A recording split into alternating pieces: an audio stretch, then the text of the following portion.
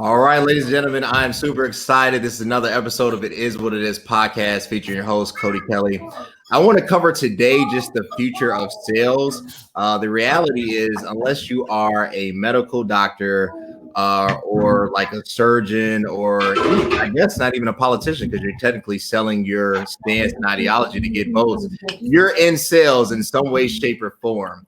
And that's just the reality. If you came out of the economy like me and all millennials in 2008, 2012, the sales profession was really the only thing hiring. And as we pretty much adjust to this new normal, that's what is going to hire. So I brought on and I asked a favor, very special guest of mine. He is a sales professional, industry thought leader.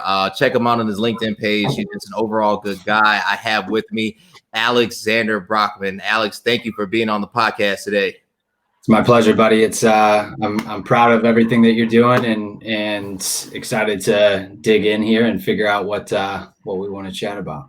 Cool. First question I have for you. Where is sales going with this great disruption, right? The days of cold calling people, sending these blanketed emails are pretty much over. What's the future for sales? Man, that's good. I think there's been a lot of chatter about this recently.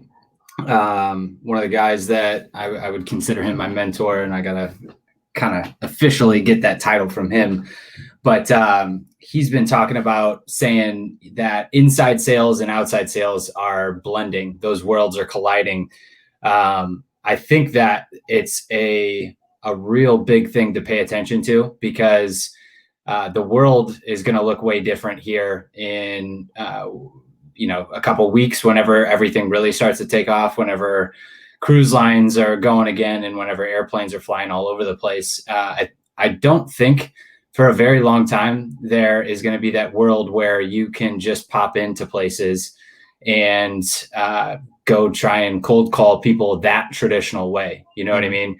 Kind of the old school, just drop in, get to know the receptionist, see if you can, get a meeting with the CEO or somebody, an EVP, SVP, something like that. I think those days are, they're definitely not around right now, nor do I think that it's going to be anytime soon where those worlds are opened up to us. So the people that are closing $1 million sales from inside sales teams, I think are proving the model that it can be done via digital communication, via Zoom, via GoToMeeting, web conference, things like that. So I think there's going to be a big adjustment for entire organizations to realize that, hey, there's a different world that's upon us, and sales teams are going to have to adjust. And those inside sales and outside sales are going to be worlds that either they merge closer, and there's going to be tandem teams where you've got, kind of your SDR, your account executive, your inside sales rep, and then your outside sales rep. They're going to be more of a cohesive unit than we would have imagined maybe 6 months ago. So that's definitely something that I think that at least is going to be one of those things that I think we should all be paying attention to. And then just, broader sales. I just had my daughter walk in, and there's just an entirely new world where it's acceptable to be working from home. And I think that's going to have a radical impact on the way that we all go to work, and the way that we all, it's not just work from home, it's kind of work from anywhere. I think the model has been proven. The people that have been dispelling that and saying, or that have been kind of saying, oh no, it'll never work from anywhere will never be a thing. Well, the economy kept going here, as miraculous as it sounds. There's still companies that are afloat, and the people that said that we could never make remote work have made it work. And I think it's, the phrase of never waste a crisis has become, kind of a drumbeat for a lot of people to say, hey, this is something that we can truly make happen. And when you see big splashes of people saying, like Twitter saying that work from home you can do it for the rest of your, employment here at Twitter. And there's a number of others. I think they're definitely not alone, but that's big news. And so sales is going to have to adjust and basically pivot as quickly as possible to realize that there's going to be an omni-channel kind of delivery to that sales process. And we're going to have to react and pivot and adjust our patterns and methodologies very quickly, or else it's going to be something where if you just truly relied on going and dropping in on people, it's going to be it's going to be a rude awakening here in 6 months whenever you're not being able to get appointments. True enough. You hit on this new remote work. I guess it's not new, but companies being more willing to at least talk about it, right? Not having a lot of physical bodies in a physical workspace. Do you think that organizations are ready for that shift? Because think of it, if I don't need 100 people at this current address every single day, does that change the dynamic for leadership? Because if you haven't, or I always say there's two types of bosses. You have managers and then you have leaders, right? Mm-hmm. So I feel like the managers have a harder time to adjust because they're not used to really driving and coaching up. They're used to demanding, right? And then with this new shift, how does that work, right, organizationally? I think there's been a lot of people trying to, learn that on the fly. You're good. Work from home life. There's been a lot of people that are trying to figure this out, and the teams that have massive SDR presences and account executives and all those different things. It's just the people that needed to go and walk the floor are having to figure out really, really quick about what does it mean to have kind of daily check-ins with my team? What does it mean to have, kind of that remote interaction? And how can I use technology to basically make it as if I am there? And so hopefully it's not just in that micromanagement, using all the different metrics to see how long people have been away on Teams or on Slack or all these other devices that people are using right now. If they're actually trying to be a leader inside of that team, they're looking to see, okay, what is Alex been doing? What has Cody been doing over the last, 30 minutes, the last hour, the last 3 days? What are the trends in there? How much success is he having? Where is he having, some roadblocks? And what is it that I can add, digitally? What can I send him? What can I contribute? How can I make him or her better? Right. As a result of, just kind of taking a look at all the metrics and all the data that's available. But if you're just out there and you're trying to just rely on walking the floor and listening to people and being on the phone with them and everything, just kind of the way that it was, again, it just goes to that same sentiment that we had prior, where it's going to be very difficult for those people to pivot. But all of the technology is there. All of the technology. I mean, people like Gong, Outreach, these guys are doing massive things in the sales organization and kind of the whole sales cycle to make it so that all of those tools are available. There's no shortage of technology to make it so that a manager can be on the phone with somebody, so that a manager can be monitoring all this different information and looking for spikes and trends and anything to make it so that they can actually add value to their team as opposed to just micromanaging. It's made it more prevalent, I think you would say, because the managers that are calling in just to check in, hey, just giving you my daily check-in, right, and they're not adding anything to the equation, right? That's just something where I really don't have time for that, because I'm trying to do as much as I possibly can for CSG to make it so that we come out of this in a way better situation than when we entered it. And it's tough. It's not easy. And my calendar's full, and I have, my life is just different. I've got kids in the background. I've got things to take care of. I've got diapers to change. I've got the trash to take out. All of these things are now impacting my 8 to 5 that did not before. Right. It's just a very different world. And so if you're not adding value and if you're not helping me help others, I'm going to be less likely to answer that random phone call and just kind of say, hey, I'm doing something. So it's different. You made a good point. There are definite leaders and there are definite managers. And I think the managers are scrambling, but the leaders have just kind of adjusted the tool that they're using, adjusted the method by which they can still continue to add value. If you weren't adding value before and you were just creating reports and sending it up the leadership chain, it's probably been a tough couple weeks for you.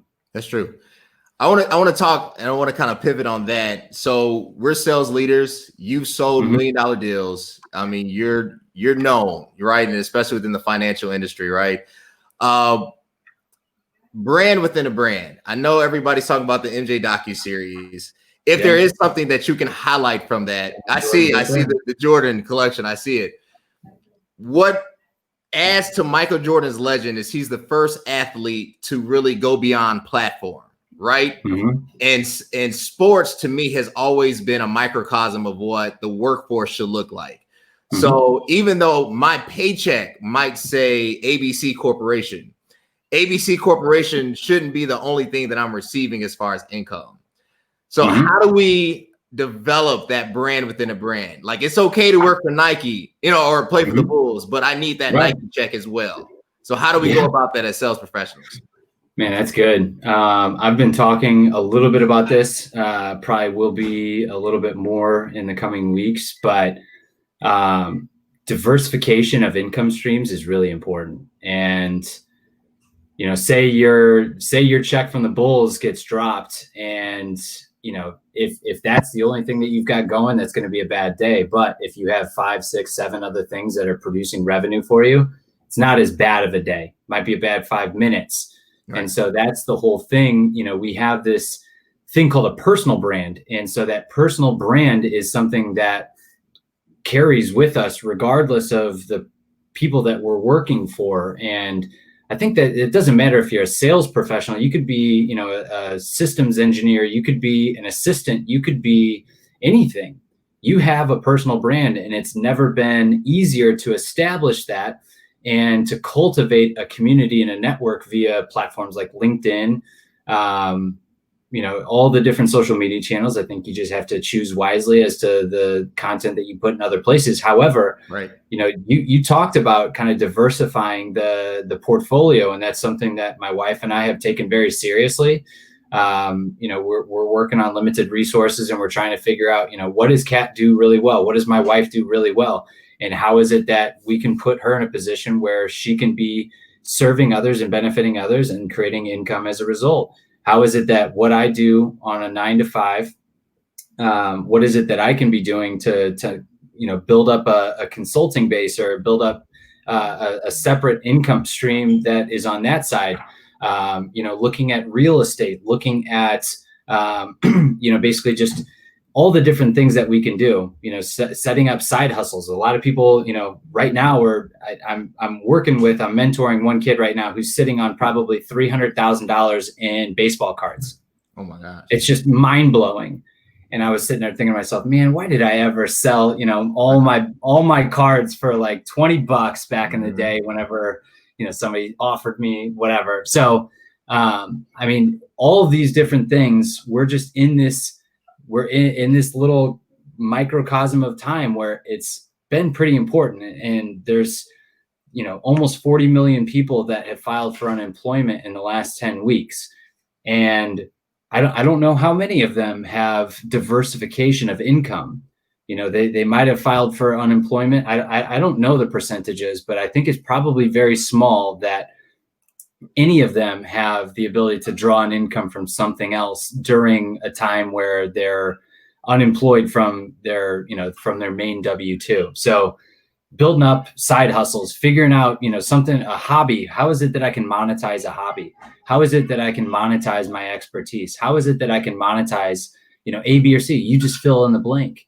But that's a really important thing. And I think it's basically brought it to the forefront for a lot of families around the States and around the world that are trying to figure that out. And so that's a really good point. And there's, like I said, there's people making money selling, they're making money selling baseball cards. They're selling their sneaker connections. They're selling, anything that can be monetized. People are generating and pulling an income from it. So if you have something like that, that's definitely the time to start journaling and figuring out, all right, if I were to do it and if I were to start from scratch today, how would I go and pull a revenue? And that's something that anybody and everybody can do. It's just a matter of, what do you got that other people want?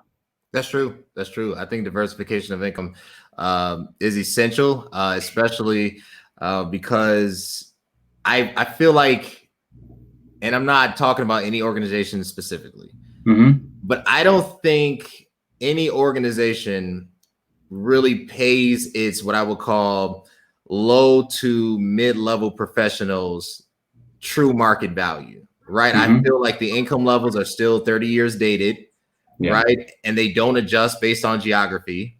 A lot of data supporting that too, So you can get a VP, you can get a senior position, but everything is contingent upon bonus. And really it's the bonus that is basically on par with the market conditions, right? So now it's like I gotta be a killer just to break even, so it's hard to me to justify that. And without having that side hustle, without having that extra piece, you're kind of just out here living paycheck to paycheck, right? It doesn't even matter if you make 150K a year. If you live in St. Louis, you live in Chicago, things cost, right? And you want a yard, or you want a certain type of lifestyle and comfort living, you're going to need something to amplify that by 2 or 3 times, right? As multiplier. So I truly definitely believe in the necessity of having that diversified income. I just got one more question for you. I appreciate you being on the podcast. Yeah, man. So what should organizations do from a leadership perspective? We're coming out, hopefully, COVID-19, right? The new normal is here, is not approaching. They have now this case study to look at what is needed versus what is not needed. They have the efficiencies models in front of them. What is the first thing you would do? You're CEO of a corporation and you have now had this terrible incident that has happened globally, but never let, like you said, a good chaos go to waste, right? You have the metrics. What's the first thing you do? Man, the first thing that I do as the leader of an organization is, if I haven't already been dealing, I'm dealing. I'm figuring out who needs money, and I'm figuring out, what resources do I have saved up.